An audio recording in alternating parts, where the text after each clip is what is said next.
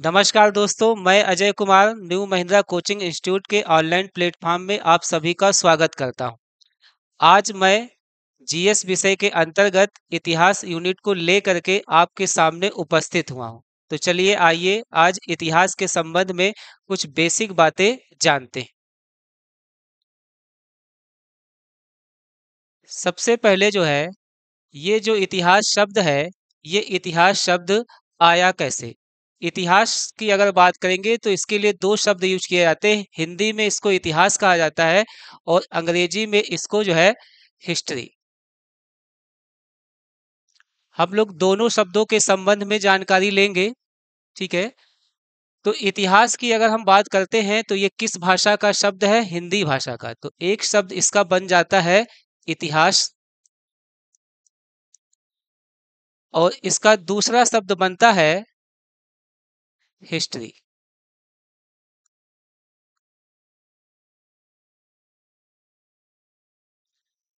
ठीक है। तो इतिहास शब्द जो है वो किस भाषा का शब्द है? तो याद रखना, हिंदी भाषा,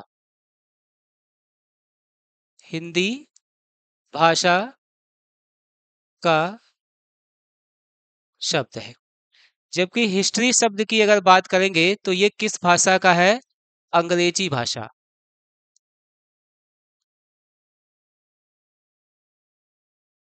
प्यारे मित्रों, हमने क्या बताया कि इतिहास शब्द जो है वो किस भाषा का है? हिंदी भाषा का है।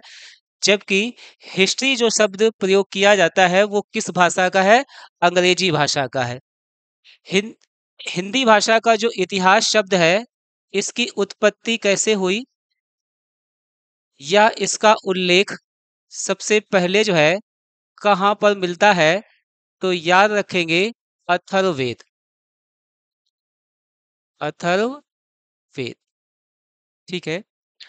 अथर्ववेद की अगर हम बात करेंगे तो अथर्ववेद में संस्कृत भाषा, अथर्ववेद में संस्कृत भाषा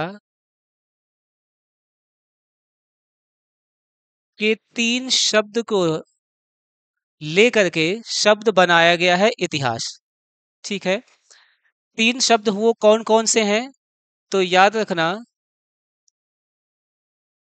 इसका एक शब्द है इति, इसका दूसरा शब्द है हा और इसका तीसरा शब्द है आस। मतलब इतिहास ये जो शब्द है, ये शब्द संस्कृत भाषा के 3 शब्दों से मिल करके बना है।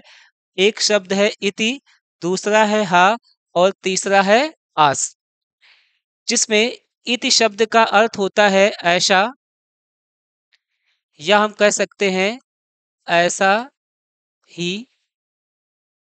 हा शब्द का अर्थ होता है निश्चित रूप से, निश्चित रूप से। जबकि आज शब्द का अर्थ होता है था या हुआ।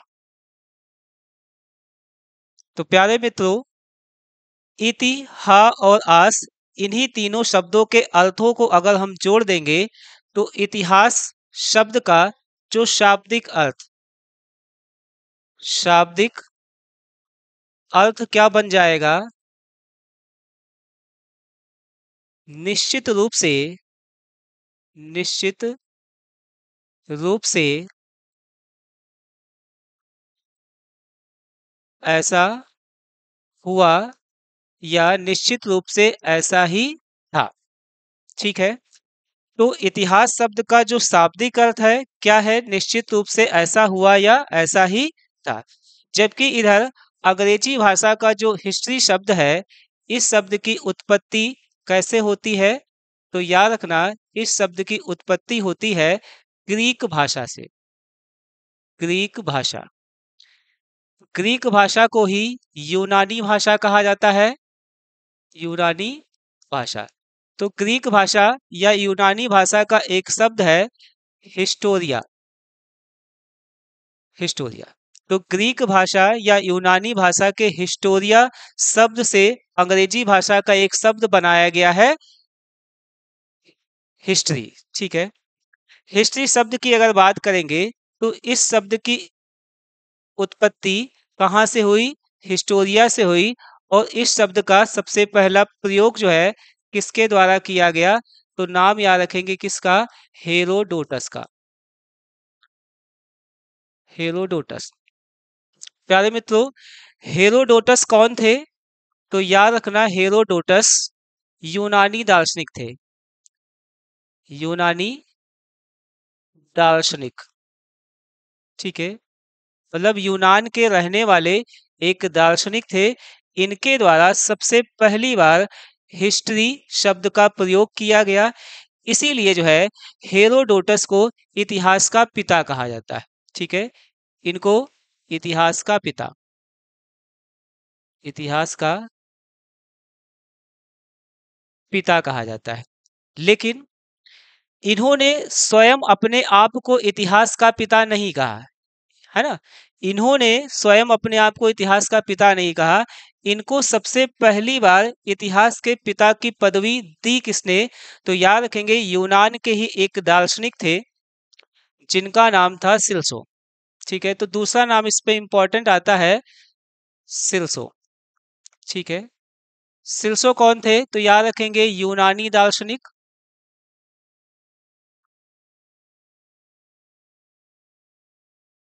और इन्होंने किया क्या?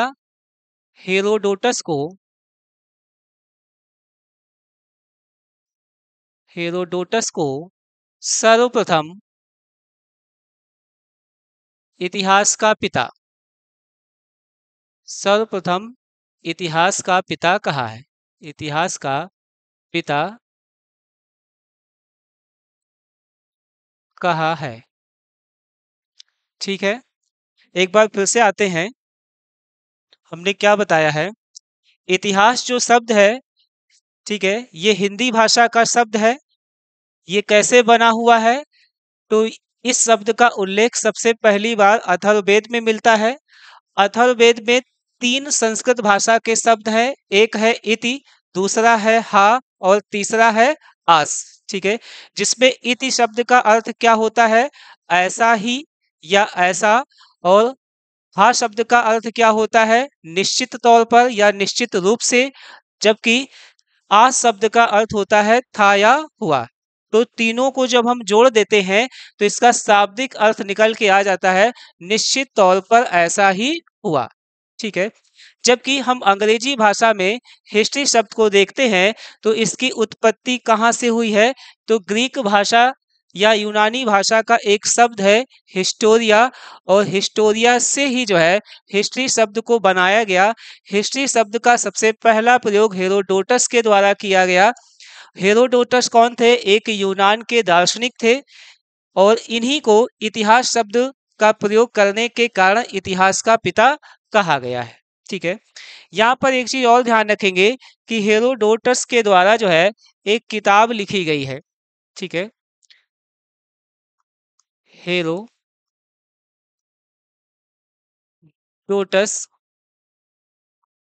की जो पुस्तक है, इस पुस्तक का नाम याद रखेंगे, एग्जाम में आ जाती है। पुस्तक का नाम है हिस्टोरिका। या किसी किसी किताब में देखेंगे, किताब का नाम मिलेगा द हिस्ट्रीज। ठीक है, या किसी किसी किताब में देखेंगे लिखा मिलेगा हिस्टोरिया। ठीक है,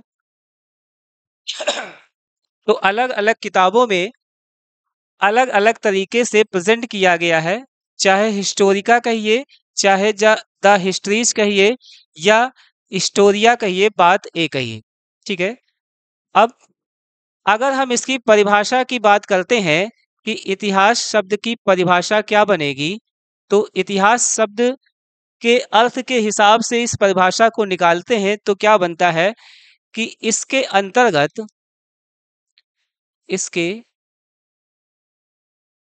अंतर्गत मानव के अतीत काल का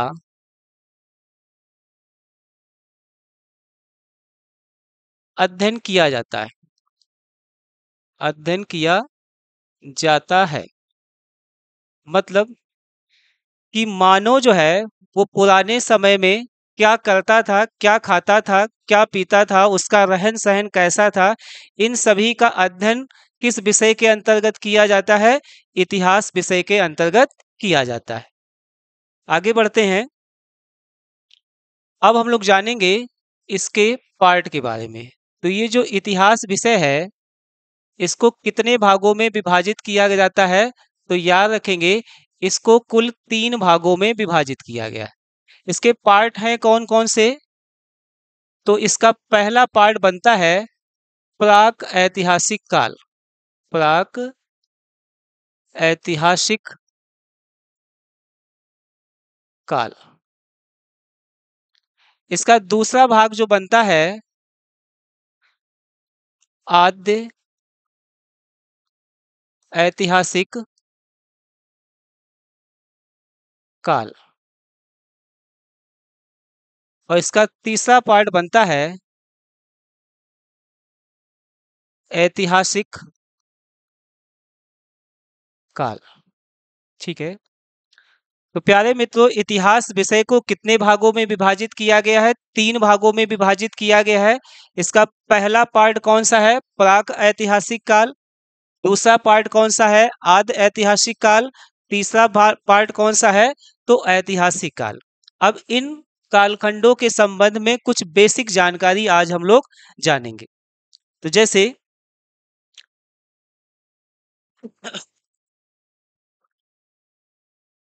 पहला पार्ट आता है जिसको कहा गया है प्राक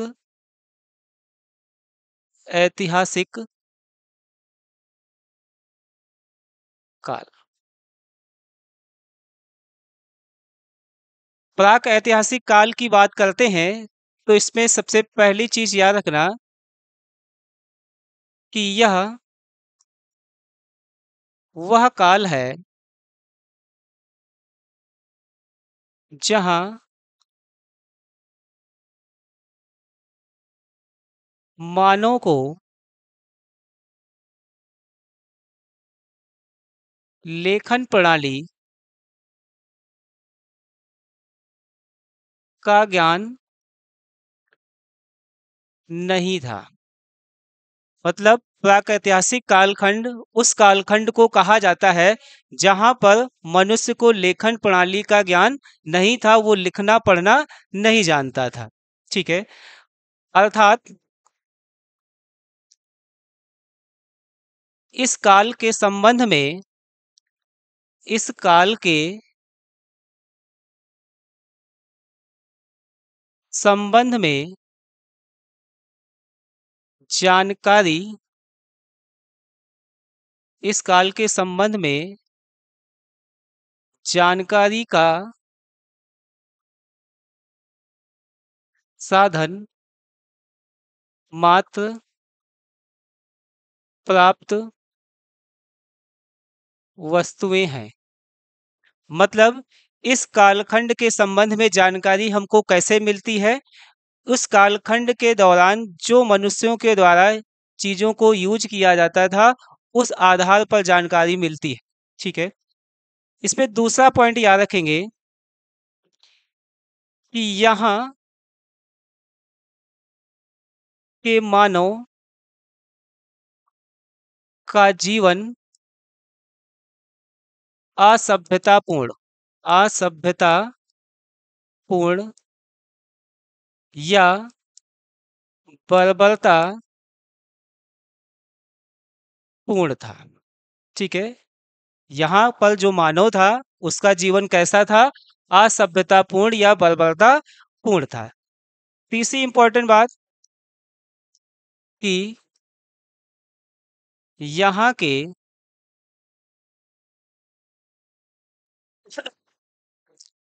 यहाँ के मानव का जीवन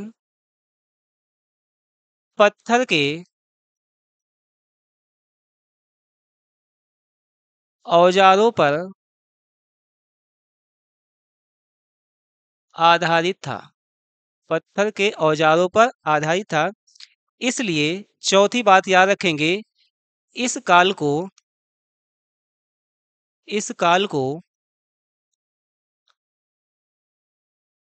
पाषाण काल के नाम से जाना जाता है। इस काल को पाषाण काल के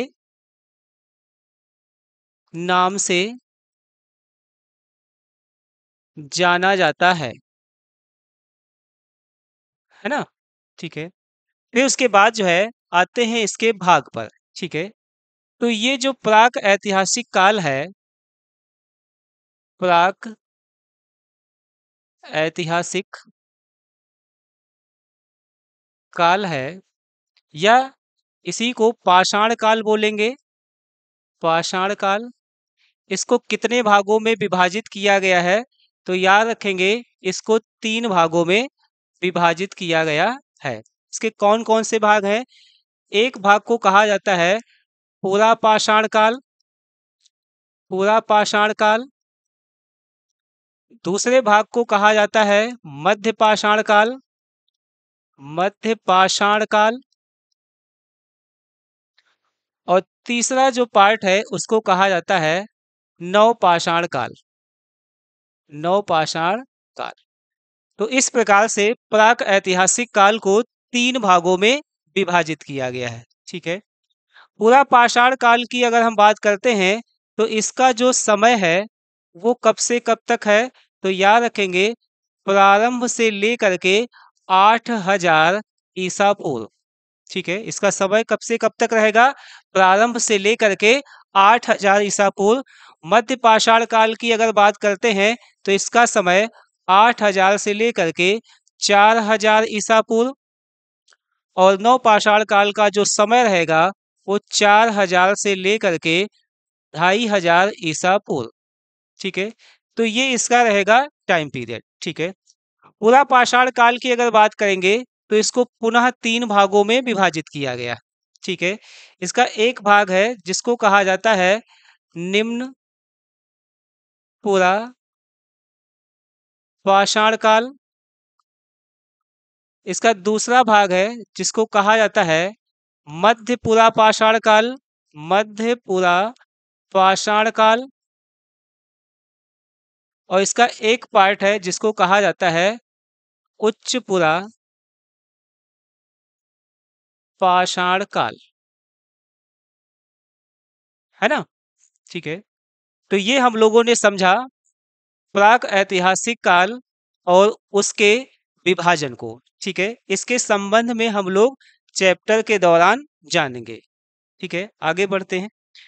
इसके बाद जो है दूसरा भाग जो आता है उसको कहा जाता है आद्य इतिहास या आद्य ऐतिहासिक काल।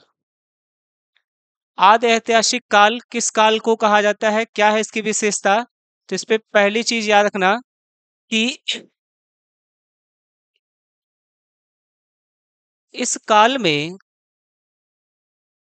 मानव को लेखन प्रणाली का ज्ञान था। ठीक है। जैसे अभी हमने बताया कि पूरा पाषाण काल में मनुष्य के की अगर हम बात करते हैं तो उसको लेखन प्रणाली का कोई ज्ञान नहीं था। इस कालखंड में देखेंगे तो लेखन प्रणाली का साक्ष्य मिल जाता है। ठीक है। तो यहाँ पर लेखन प्रणाली रहेगी, लेकिन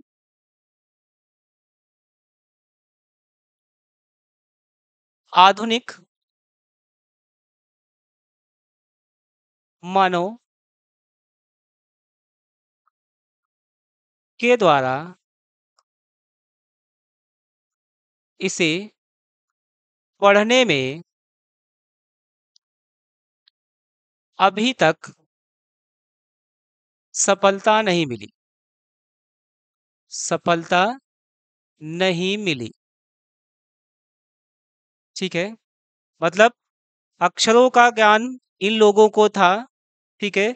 लेकिन इनकी लिखावट इस प्रकार से है कि प्रेजेंट टाइम के जो मानव हैं उनके द्वारा पढ़ने का प्रयास तो किया गया है, लेकिन अभी तक पढ़ने में सफलता प्राप्त नहीं हुई। तो यहाँ पर भी देखेंगे तो अक्षर ज्ञान से जो है कोई भी जानकारी नहीं मिलती। ठीक है। दूसरी बात कि इस कालखंड के अंतर्गत जो है किसको किसको रखा गया है, तो याद रखेंगे कि एक तो इसमें आती है सिंधु सभ्यता। ठीक है। और दूसरा यहाँ पर आएगा वैदिक सभ्यता। ये बहुत ही इंपॉर्टेंट प्रश्न है, इसको ध्यान रखेंगे। क्वेश्चन कई बार एग्जाम में पूछा गया है कि सिंधु घाटी की सभ्यता या वैदिक सभ्यता को इतिहास के किस कालक्रम में रखा जाता है, तो आद्य ऐतिहासिक कालक्रम में रखा जाता है। सिंधु घाटी सभ्यता का जो टाइम पीरियड है वो याद रखेंगे 2500 से लेकर के 1750 ईसा पूर्व। और वैदिक सभ्यता को दो भागों में डिवाइड किया गया है। एक है जिसको कहा जाता है ऋग्वैदिक काल। ऋग्वैदिक काल ऋग्वैदिक काल का समय माना गया है 1500 से 1000 ईसा पूर्व। और उत्तर वैदिक काल उत्तर वैदिक काल उत्तर वैदिक काल का जो समय माना गया है वो 1000 से 600 ईसा पूर्व। ठीक है। तो इस प्रकार से देखेंगे तो आदि ऐतिहासिक कालखंड के अंतर्गत दो सभ्यताओं को शामिल कर लिया जाता है। एक सभ्यता है सिंधु सभ्यता और दूसरी सभ्यता है वैदिक सभ्यता। ठीक है। आगे बढ़ते हैं। इसका तीसरा और लास्ट पार्ट आता है जिसको कहा जाता है ऐतिहासिक काल।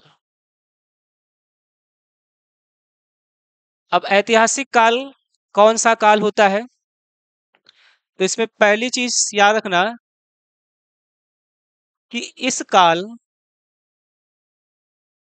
के संबंध में इस काल के संबंध में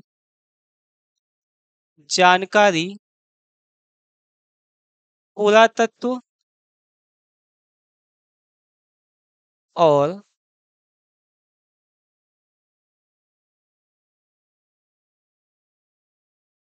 अभिलेखों दोनों से होती है। मतलब क्या होगा कि इस कालखंड के संबंध में पुरातत्व के संबंध में जानकारी, यानी कि वहां पर प्राप्त चीजों के आधार पर उस कालखंड के दौरान क्या क्या हुआ वो जानकारी मिल जाती है। यहाँ पर अक्षर ज्ञान यानी कि अभिलेख को भी पढ़ लिया गया है और उससे भी तमाम जानकारियां प्राप्त होती हैं। तो ऐसे कालखंड को ऐतिहासिक कालखंड कहा गया है। ठीक है। अब इसकी अगर हम बात करेंगे तो ऐतिहासिक कालखंड को कितने भागों में विभाजित किया गया है ना। तो इसके जो भाग हैं वो कितने हैं, तो याद रखेंगे इसके टोटल 3 भाग। 3 भाग कौन कौन से हैं, तो एक भाग इसका है जिसको कहा जाता है प्राचीन काल। प्राचीन काल। और प्राचीन काल का जो समय रहेगा वो याद रखेंगे 6ठी शताब्दी ईसा पूर्व से 647 ईस्वी। ठीक है। 6ठी शताब्दी ईसा पूर्व से 647 ईस्वी जो है इसका टाइम पीरियड रहेगा। और इस कालखंड के अंतर्गत मुख्य मुख्य रूप से कौन कौन सी चीजें आती हैं उसके संबंध में जानते हैं। जैसे इसमें एक आता है 16 महाजनपद। महाजनपद या इसको बोलते हैं महाजनपद काल। ठीक है। फिर दूसरा यहाँ पर आता है धार्मिक आंदोलन। धार्मिक आंदोलन। धार्मिक आंदोलन की अगर बात करेंगे तो इसमें मुख्य रूप से जैन धर्म और इसमें आएगा बौद्ध धर्म। ठीक है। तीसरे नंबर पर मगध का उत्कर्ष। मगध का उत्कर्ष। और मगध के उत्कर्ष की अगर हम बात करते हैं तो इसमें 3 वंश आएंगे। एक इसमें आएगा हर्यक वंश। दूसरा इसमें आएगा शिशुनाग वंश। तीसरा इसमें आएगा नंद वंश, है ना। इसके अलावा इसमें आएगा चौथे नंबर पर मौर्य काल। पांचवें नंबर पर मौर्योत्तर काल। और मौर्योत्तर काल की अगर बात करेंगे तो मौर्योत्तर काल में जो है टोटल जो है 4 वैदेशिक आक्रमण होंगे, जिसमें एक आक्रमण होता है किसका, हिंद यमन का। दूसरा होता है यहाँ पर शक जाति का। तीसरा होता है पार्थियन, या इन्हीं को कहा जाता है पहलव। और चौथा है इसमें कुषाण, है ना। तो ये सारी चीजें जो है मौर्योत्तर काल की हैं, ठीक है। फिर उसके बाद जो है इसके बाद आता है गुप्त काल। गुप्त काल के बाद आता है गुप्तोत्तर काल। और गुप्तोत्तर काल के बाद लास्ट नंबर पर आता है हर्षवर्धन काल। हर्षवर्धन काल, ठीक है। और हर्षवर्धन की मृत्यु 647 ईस्वी में हो जाती है। उसके मरने के बाद का जो टाइम पीरियड लगेगा वो मध्यकाल का लगेगा, ठीक है। आगे आते हैं। तो दूसरा इसका जो पार्ट बनता है वो है मध्यकाल का।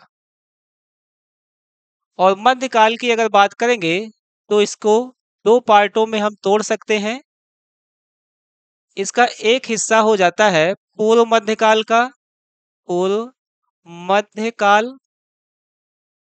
और इसका दूसरा हिस्सा हो जाता है उत्तर मध्यकाल, उत्तर मध्यकाल।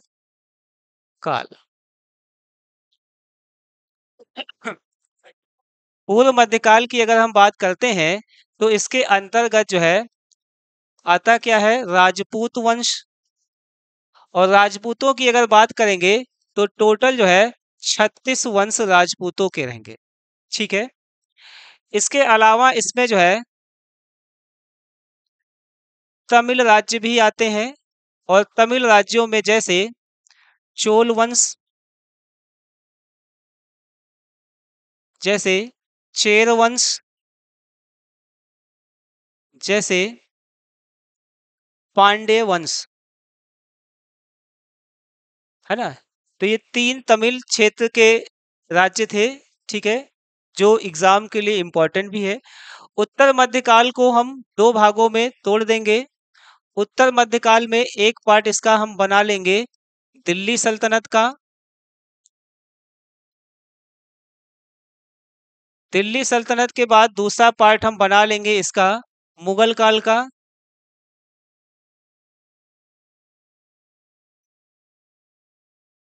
मुगल काल। दिल्ली सल्तनत की अगर हम बात करेंगे तो इसमें कौन कौन से वंश आते हैं, तो इसमें एक वंश आता है गुलाम वंश। गुलाम वंश। गुलाम वंश के बाद दूसरा इसमें आता है खिलजी वंश। खिलजी वंश। खिलजी वंश के बाद तीसरा आता है इसमें तुगलक वंश। तुगलक वंश के बाद चौथा इसमें आता है सैयद वंश। सैयद वंश। और सैयद वंश के बाद लास्ट आता है लोदी वंश। लोदी वंश, ठीक है। सभी को पता होगा कि लोदी वंश का अंतिम शासक था इब्राहिम लोदी। 21 अप्रैल 1526 को पानीपत के पहले युद्ध में बाबर ने इसको पराजित करके मुगल शासन सत्ता की स्थापना की। तो मुगल काल जो है वो बाबर से स्टार्ट होगा। तो यहाँ पर पहला शासक आएगा बाबर। बाबर के बाद उसका पुत्र आएगा यहाँ पर हुमायूं। हुमायूं के बाद उसका पुत्र आएगा अकबर। और अकबर के बाद उसका पुत्र आएगा जहांगीर। और जहांगीर के बाद उसका पुत्र आएगा शाहजहां। शाहजहां के बाद उसका पुत्र आएगा औरंगजेब। औरंगजेब, ठीक है। औरंगजेब की मृत्यु 1707 ईस्वी में अहमदनगर में हो जाती है और इसके मरने के बाद परवर्ती मुगल काल लागू होगा, ठीक है। तो परवर्ती मुगल काल जो है वो आधुनिक काल का समय माना जाता है। तो अब इसके बाद जो है हम लोग आते हैं लास्ट पर। तीसरा इसका जो पार्ट बनेगा वो कहलाएगा आधुनिक काल। आधुनिक काल। आधुनिक काल की अगर हम बात करेंगे तो याद रखेंगे 1707 से लेकर के 1947 तक का टाइम पीरियड आधुनिक काल का है। और आधुनिक काल का जो इतिहास है वो वास्तव में इतिहास है किसका? तो अंग्रेजों का। अंग्रेजों का इतिहास मतलब भारत में अंग्रेजी शासन सत्ता आती है और उसके द्वारा जो जो शोषणकारी नीतियां अपनाई गई या भारत में जागरूकता के संबंध में, ठीक है, जो भी आंदोलन किए गए वो सारी चीजें जो है 1707 और 1947 के बीच में आती, ठीक है। तो ये इतिहास विषय की अगर हम बात करते हैं तो इतिहास विषय में इतने भाग और इन भागों के अंदर जो है इतनी सारी चीजें या ये सभी टॉपिक जो है आते हैं। लेकिन अगर हम इसकी कायदे से समीक्षा करें पेपर के हिसाब से तो सभी टॉपिक बहुत ज्यादा इम्पोर्टेंट नहीं है, ठीक है। इसमें कौन कौन से टॉपिक इम्पोर्टेंट हैं जहां से बहुत ज्यादा प्रश्न आते हैं या बार बार लगातार प्रश्न आते रहते हैं, उन टॉपिकों को हम लोग देख लेते हैं। जैसे शुरू से इसको कर लेते हैं, ठीक है। तो जैसे सबसे पहला जो पोर्शन है इसका प्राक ऐतिहासिक काल का, ठीक है। तो ये प्राक ऐतिहासिक काल की अगर हम बात करते हैं, ठीक है, तो ये एग्जाम के हिसाब से इम्पोर्टेंट बनता है। यहां से जो है एक आध प्रश्न जो है एग्जाम में आते हैं। इसके बाद अगर हम देखेंगे आद ऐतिहासिक काल में तो ये सिंधु घाटी की सभ्यता इम्पोर्टेंट है और वैदिक सभ्यता इम्पोर्टेंट है। मतलब कहने का ये है कि प्राक ऐतिहासिक काल और उसके साथ ही साथ आद ऐतिहासिक काल एग्जाम के लिए इम्पोर्टेंट है।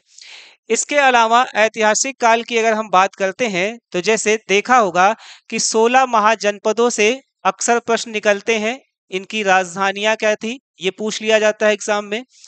धार्मिक आंदोलन में जैन धर्म बौद्ध धर्म ये दोनों काफी इंपॉर्टेंट है, अक्सर यहाँ से प्रश्न आता है। मगध के उत्कर्ष की अगर बात करेंगे तो ये बहुत ज्यादा इंपॉर्टेंट नहीं है, यहाँ से प्रश्न थोड़ा सा कम आते हैं। तो इसको जो है बहुत अच्छे तरीके से पढ़ने की आवश्यकता नहीं, ठीक है। इसके बाद अगर देखेंगे तो यहाँ पर मौर्य काल और मौर्य काल की अगर बात करते हैं तो सबसे महत्वपूर्ण शासक इस टाइम पीरियड में हो जाता है सम्राट अशोक। तो अशोक से प्रश्न निकलता है। मौर्योत्तर काल में सबसे ज्यादा इंपॉर्टेंट जो है कुषाण है। गुप्त काल में अगर देखेंगे तो यहाँ पर समुद्रगुप्त, चंद्रगुप्त द्वितीय, विक्रमादित्य, ठीक है, ये इंपॉर्टेंट है। गुप्तोत्तर काल उतना ज्यादा इंपॉर्टेंट नहीं है एग्जाम के लिए, यहाँ पर केवल हर्षवर्धन के संबंध में जानकारी वो काफी इंपॉर्टेंट रहती, ठीक है। इसके बाद अगर देखेंगे तो पूर्व मध्यकाल में यहाँ से राजपूत वंश, ठीक है, उनके संस्थापक या उनकी राजधानियों को अगर हम पढ़ लेते हैं तो वो अच्छा रहता है। तमिल राज्यों में जो तीन है तीनों में सबसे ज्यादा इंपॉर्टेंट चोल वंश है, यहाँ से भी प्रश्न जो है बनता है। दिल्ली सल्तनत में गुलाम वंश में, ठीक है, कौन कौन से शासक आएंगे जैसे कुतुबुद्दीन ऐबक, इल्तुतमिश। इसके अलावा अगर देखेंगे तो यहाँ पर गयासुद्दीन बलबन। तो तीन शासक यहाँ पर इंपॉर्टेंट बनते हैं। खिलजी वंश की अगर बात करेंगे तो यहाँ पर अलाउद्दीन खिलजी काफी इंपॉर्टेंट शासक है। उसकी प्रशासनिक व्यवस्था, उसके द्वारा जो भी नए नए कार्य किए गए वो सभी चीजें एग्जाम में आती हैं। तुगलक वंश में गयासुद्दीन तुगलक, मोहम्मद बिन तुगलक और इसके अलावा फिरोज शाह तुगलक, ये इंपॉर्टेंट है। सैयद वंश नहीं इंपॉर्टेंट है बहुत ज्यादा, ठीक है, यहाँ पर बहुत ज्यादा जो है एक्टिविटीज नजर नहीं आती है। लोधी वंश की अगर बात करेंगे तो यहाँ पर सिकंदर लोधी काफी इंपॉर्टेंट। ठीक उसी प्रकार से यहाँ पर बाबर के द्वारा लड़े गए जो 4 युद्ध थे वो युद्ध एग्जाम में उनकी डेट वगैरह एग्जाम में आ जाती है। हुमायूं यहाँ पर इंपॉर्टेंट नहीं है, हुमायूं की जगह पर यहाँ पर इंपॉर्टेंट है एक शासक शेर शाह सूरी। ठीक है। ये इसी के टाइम पीरियड का है, ये मुगल शासक नहीं था, ये अफगानी शासक था। चैप्टर में हम लोग जानेंगे। यहाँ पर सबसे इंपॉर्टेंट अगर देखेंगे मुगल काल में तो अकबर है। अकबर से प्रश्न नहीं छूटता है, अक्सर एग्जाम में आता है। अकबर के बाद जो है यहाँ पर दूसरा जो शासक इंपॉर्टेंट है वो शाहजहां है। शाहजहां की स्थापत्य कला काफी इंपॉर्टेंट है एग्जाम के लिए। फिर उसके बाद जो है अंग्रेजी शासन सत्ता के दौरान अगर देखते हैं तो अंग्रेजों के इतिहास में सबसे ज्यादा इंपॉर्टेंट पोर्शन जो है वो 1885 से 1947 का रहेगा। भारतीय राष्ट्रीय कांग्रेस की स्थापना से लेकर के भारत की आजादी तक। ठीक है, तो वो सारी चीजें आएंगी। ठीक है, तो ये आज हमने जो है इतिहास विषय के अंतर्गत क्या क्या चीजें आती हैं वो सभी चीजों को बताने का प्रयास किया है। ठीक है, और जाहिर है सबको समझ में आया होगा। ठीक है, और अगर वीडियो अच्छा लगे तो चैनल को सब्सक्राइब करें। ठीक है, और साथ ही साथ जो है वीडियो को लाइक और शेयर जरूर करें। और मेरी विधिवत क्लासें जो है वो नेक्स्ट डे से जो है स्टार्ट हो जाएंगी और पहला चैप्टर हम लोग स्टार्ट करेंगे।